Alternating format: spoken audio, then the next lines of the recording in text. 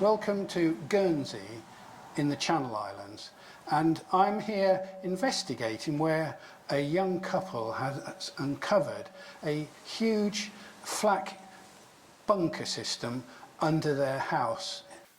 As you can see, this is quite a sizable space down here. This is a connecting passageway. There's a room off to my right here. There's a room the other side of the camera there, and there's also emergency access points as well around this property. But as you can see, it's pretty huge down here. Let me introduce you to Carrie and Shaun Tullier. Knew it was on a gun emplacement. Just didn't really have any hard evidence on any rooms underneath. Yeah, you got in touch with someone that had a digger, and you just decided to start digging holes where you thought the doorways might be. Dug sort of a first pilot hole with a little 1-ton digger. Probably got, I would say, maybe 2 foot above where the door was, and Shaun decided that he wasn't. Like, there's no way. Let's move on. It's too much ground. So he stopped that and got called away from the sort of hole that we were digging. And as Shaun was on the phone, sort of in the house, it broke through, and there had obviously been some corrugated iron or something, and that sort of all the soil started falling in, and we could see that the doorway had opened. So we knew that we'd found the doorway. And I was on the phone, and I could hear screaming, and I was like, what's happened?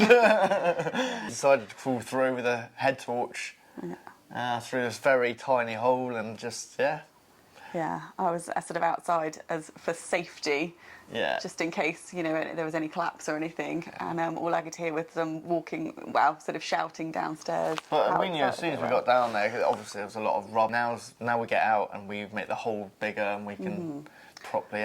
And it turned out that the other doorway was exactly where we'd been digging earlier that day, so it kind of proved the point that we were in the right place. It's just, I don't think we were prepared for that much ground to come out, but hey-ho. It's what it is, but I think we're both now on the same page with what we'd like it to be usable space, but we really want to retain as much as possible. Yeah, exactly. It's that character piece, and also sort of try and make it future-proof it in a way. So some of the painting, some of the metalwork and things like that. Although there's some red paint down there now on some of the metalwork, and although that maybe takes away a little bit from what it looked like when we first opened it up, actually doing that is trying to keep that metalwork in as best condition as possible. We've had it sandblasted, and now we have to sort of maintain it as much as possible. So,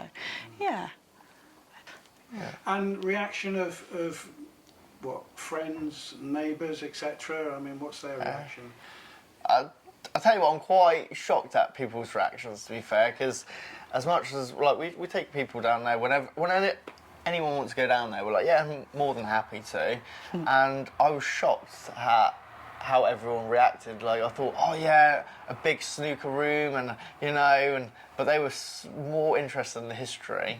And what does that say? What does that translate to? And why is the wood in the wall? And I was like, wow, this is, so I need to get my knowledge up to try and answer these questions. So that's been really good.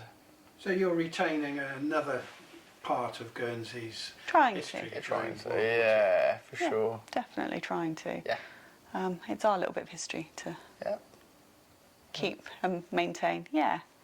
I think that's the piece with the writing as well, and trying to retain as much downstairs as possible. All the old electrics that are down there and things. It's just, it's interesting to see it and actually have it in place rather than it being in a museum where you can't touch it. It's actually sort of tangible and it's right there. Yeah. So, Okay, thank you very much. Thank you. Really interesting speaking with you.